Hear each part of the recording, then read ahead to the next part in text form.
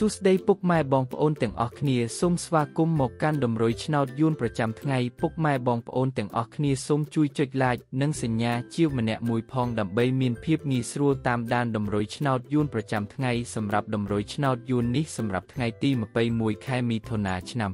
2025ចឹងកុំឲ្យខាតពេលវេលាយូរយើងចូលមកមើលតម្រុយឆ្នោតយើងវិញសម្រាប់តម្រុយពីលេខ N មានលេខ92 55 203 78សម្រាប់ប៉ុស្តិ៍ ABCD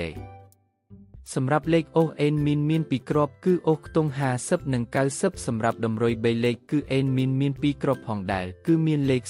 0512គុណ